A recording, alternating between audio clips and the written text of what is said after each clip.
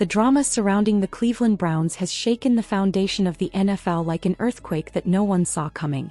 What began as whispers of mismanagement has erupted into one of the most devastating coaching scandals in modern sports history.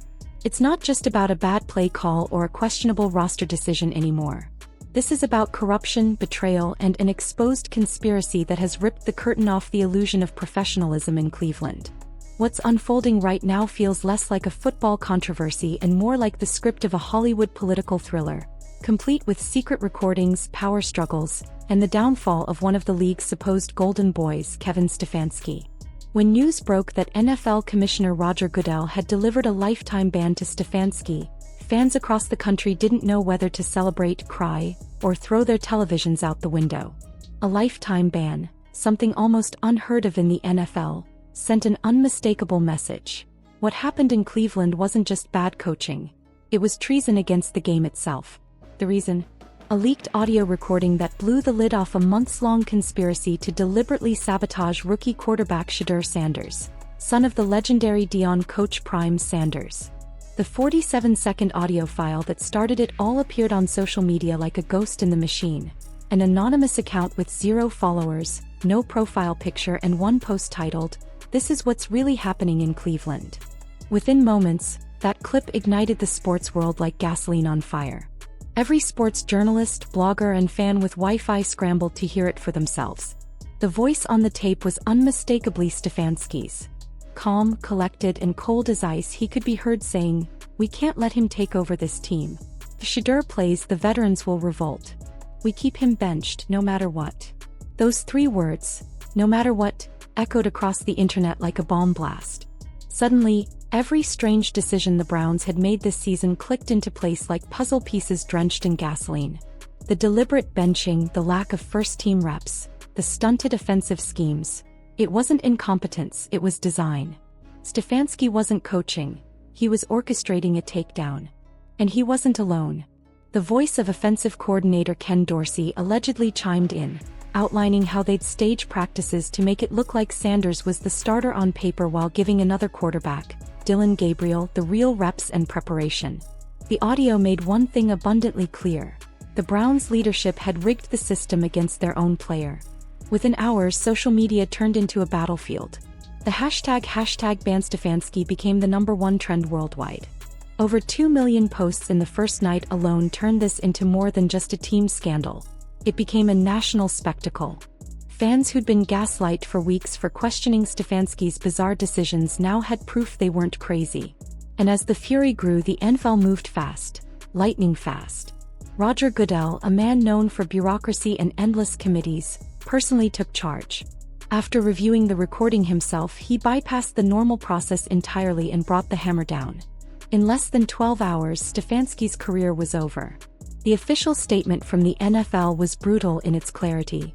The league holds its leaders to the highest standards of integrity. Any deliberate action to manipulate players or suppress talent development violates our trust with the fans. And then came the hammer blow. Effective immediately, Kevin Stefanski has been banned for life from all NFL activities. No appeal. No suspension. Just exile.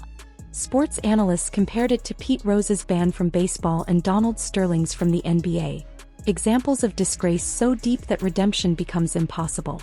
Legal experts immediately questioned how Goodell had the authority to act so swiftly, but the league's response was airtight. They had overwhelming evidence. Leaked texts, internal emails, witness statements. It was all there. This wasn't an isolated mistake. It was a system built on deceit. Inside the Browns facility, chaos erupted. Players learned about their coach's lifetime ban via a group text before the news went public.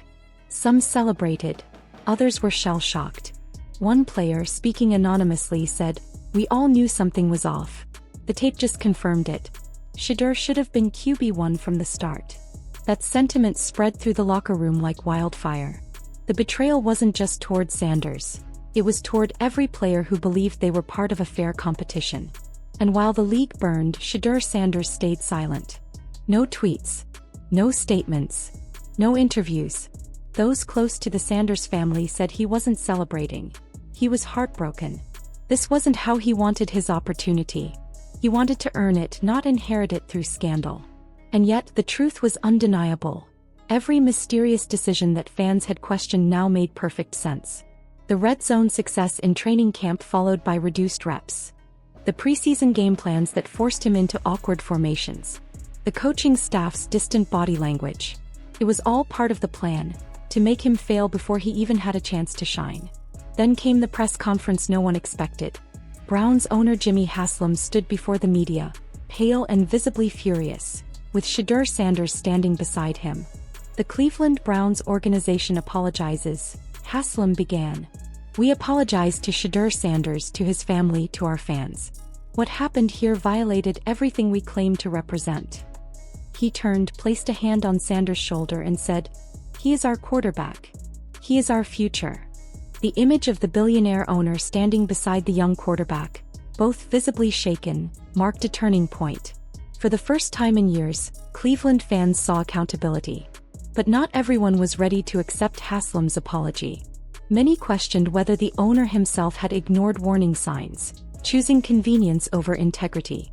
Then there was the matter of general manager Andrew Berry, whose name was allegedly mentioned in the leaked recording. Berry claimed ignorance, saying, "Had I known, I would have intervened immediately." But fans and insiders weren't buying it. How could the man overseeing the roster not know about a conspiracy that deep? League investigators reportedly began combing through his communications to find out. And then came the million-dollar question. Who leaked the audio? Was it a whistleblower doing the right thing? Or a calculated internal move by someone looking to eliminate Stefanski? Some believe it was a coach disgusted by the scheme. Others think a player captured the recording out of loyalty to Sanders. But the most dangerous theory is that the leak came from inside the front office itself. A preemptive strike to cut Stefanski loose before the situation spiraled into legal disaster. What's certain is that the recording changed everything. It shattered careers, shifted power, and sent a message that echoed through every locker room in the league. Roger Goodell's decision, whether born from moral outrage or PR preservation, redefined the rules of engagement in the NFL. Sabotage a player again and your career won't just end, it'll be erased. But as the dust settles, the league faces its own reckoning. Would this same fury have been unleashed if the player wasn't Shedeur Sanders? If his father wasn't Coach Prime, a cultural icon with millions of fans and a media empire behind him? Some cynics believe this wasn't justice, it was business. Protecting the Sanders name is protecting the NFL brand. Still, whatever the motive, the result is the same. For once, the system didn't protect the powerful, it punished them. Kevin Stefanski's career now lies in ruins. The Browns are left scrambling for stability under interim coach Jim Schwartz, who has vowed to get back to football. And Shedeur Sanders, the young man at the center of this storm, now carries both the burden and the opportunity of redemption. Not just for himself, but for a team and a league desperate to prove that fairness still exists in the game. What happens next will define not just Cleveland's season, but the NFL's moral compass.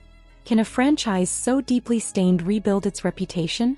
Can a player who was betrayed by his mentors rise above the wreckage and lead his team to glory? Only time will tell, but one thing's for sure. The football world will never look at the Browns the same way again. And now I want to hear from you. Do you think Roger Goodell's decision was fair, or was it too extreme? Was this true justice for Shedeur Sanders, or a calculated PR move by the league? Let me know your thoughts in the comments below. And if you enjoyed this deep dive into one of the wildest scandals in NFL history, make sure to hit that like button, share this video, and subscribe so you don't miss the next explosive chapter.